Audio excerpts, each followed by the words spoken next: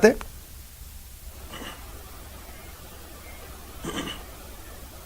बिल्कुल स्वप्निल जी, मैंने जो पहले बात की थी कि जो पुलिस है वो सरकारों के डायरेक्शन पे काम करती थी। मेरा कहने का मतलब डायरेक्शन में क्राइम कंट्रोल में नहीं था। मेरा मतलब था कि लॉकडाउन जो आपने अनाउंस किया है उसका इम्प्लीमेंटेशन किस तरह से करना है। क्या पुलिस को सख्ती करनी है, क्या पुलिस को उतनी सख्ती नहीं करनी है जितनी पिछली बार की थी, या पुलिस को बिल्कुल सख्ती नहीं करनी है। जैसे आज मैं करीब 150 किलोमीटर ट्रेवल करके आया एक जगह से जयपुर, तो मुझे रास्ते में 3 जगह नाकेबंदी मिली कुल, लेकिन मुझे किसी ने रोका नहीं कहीं भी। लॉकडाउन चल रहा है अभी भी। पिछली बार ऐसा नहीं था। पिछली बार आप जहां भी निकलते थे आपको बार बार रोका जाता था।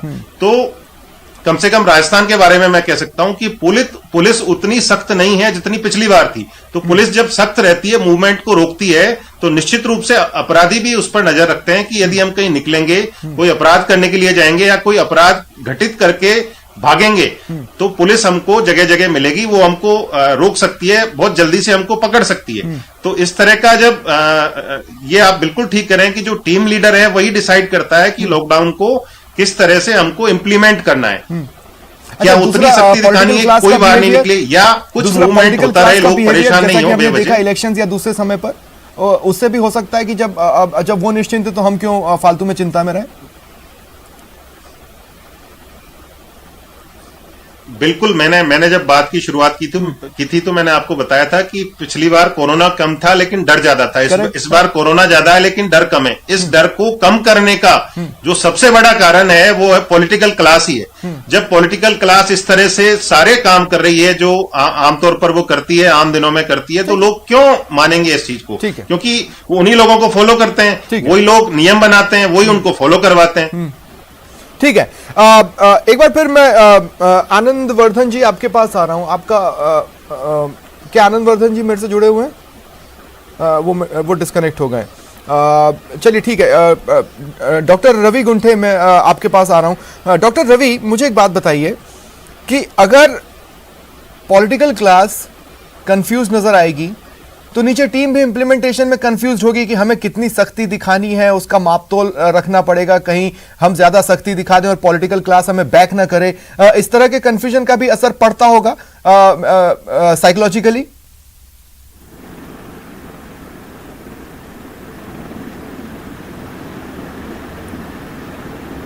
डॉक्टर रवि,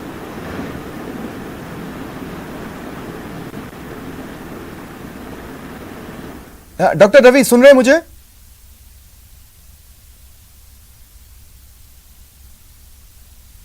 लगता है मेरी आवाज उनको नहीं मिल रही है। अवधेश जी आप ही के पास आ रहा हूं। अवधेश जी देखिए, अब मैं एक और पॉइंट यहां पर बोल दूं। सख्ती मतलब सख्ती, अगर हमें सख्ती बरतनी है तो सख्ती, उसमें कोई बीच का रास्ता नहीं होता है। अगर सख्ती में कोई बीच का रास्ता है तो लोग अपने रास्ते खोजेंगे। एक इंडियन माइंडसेट होता है। आप उनको अगर आप बताते हैं कि ये नियम है तो सबसे पहले खासकर जो नॉर्थ साइड के या जो आपके हमारे स्टेट्स हैं वहां पर पहले ये सोचा जाता है कि हम इससे कैसे बच निकल सकते हैं। जब आम आदमी ये करता है तो अपराधी तो ऑलरेडी 4 कदम आगे है।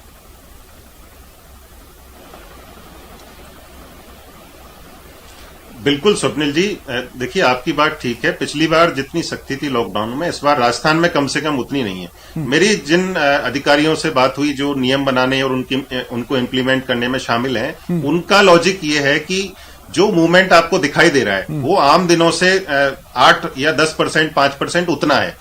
वो मूवमेंट जो है वो सड़कों पर है, क्योंकि सड़कों पे लोग अपने अपने व्हीकल से जा रहे हैं, तो आपस में उनमें तो कोई वायरस फैलेगा नहीं। उनका लॉकडाउन लगाने का जो मुख्य मकसद है वो ये है कि कहीं पे क्राउड इकट्ठी नहीं हो, भीड़ इकट्ठी नहीं हो।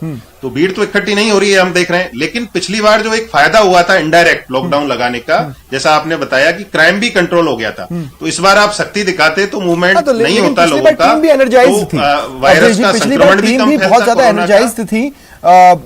मेरे साथ शायद आनंद वर्धन जी एक बार फिर जुड़ चुके हैं। आनंद वर्धन जी, मुझे सुन पा रहे हैं आप?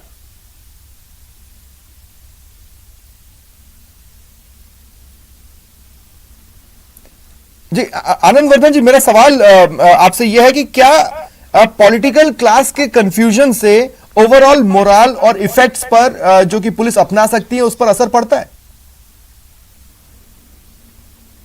जी नहीं, इस चीज का पुलिस की प्रोफेशनल वर्किंग पर कोई फर्क नहीं पड़ता है। पुलिस अपना काम अच्छे से करती है। उसके लिए जब भी कोई क्राइम हो जाए किसी भी तरह का, देखिए ये तो फर्क पड़ा है कि पिछली बार सब डरे हुए थे, ये सच है। अवधेश जी ने बिल्कुल सही कहा कि एक नई चीज थी। लेकिन जैसे हमने पिछली बार देखा पुलिस लाठी बरसाने में हिचक नहीं रही थी, लेकिन अगर इस बार हिचक है तो हो सकता है शायद जो टीम लीडर है उनके कंफ्यूजन की वजह से हो। ऐसा कोई हिचक नहीं है, बिल्कुल नहीं। जहां जरूरत पड़ती है पुलिस लाठी का भी यूज करती है, ताकत का भी यूज करती है, और इस बार भी कर रही है। हाँ, कुछ इस तरह के लॉकडाउन की वजह से प्रेशर है, जिन प्रेशर्स की वजह से हो सकता है कहीं कहीं आपको ऐसा लगता हो कि पुलिस अवेलेबल नहीं है। ऐसा नहीं है, पुलिस अपना काम प्रोफेशनली बहुत सही तरीके से कर रही है। लेकिन जो क्राइम में इंक्रीज आया क्या है पुलिस उसके पीछे एक रीजन ये हो शायद सकता अब तो सर देखिए जंग जितनी लंबी चलती है बेड़ा उतना थका हुआ महसूस करता है। पिछली बार लॉकडाउन में तो सब एनर्जाइज थे क्योंकि सडन सब कुछ हुआ था, एनर्जी भी थी। अब जब इतनी लंबी लड़ाई चल गई है, छुट्टी का मार्जिन नहीं है, तो क्या ओवरऑल वो भी अब थका हुआ महसूस कर नहीं रहे होंगे? ये एक साइकोलॉजिकल इम्पैक्ट है जो पब्लिक पे ही नहीं पुलिस फोर्स पे भी पड़ता है। सही है, पुलिस पर भी पड़ता है थकान का, कंटिन्यूअस ड्यूटी करने का। लेकिन ये जो कन्वेंशनल क्राइम है उनको रोकने में किसी तरह की कोई स्लैकनेस या कमी पुलिस अपनी तरफ से नहीं रखती है, कभी नहीं रखती है। और न उसको किसी ऊपर के डायरेक्शन की जरूरत होती है करने के लिए, बिल्कुल ऐसा नहीं है।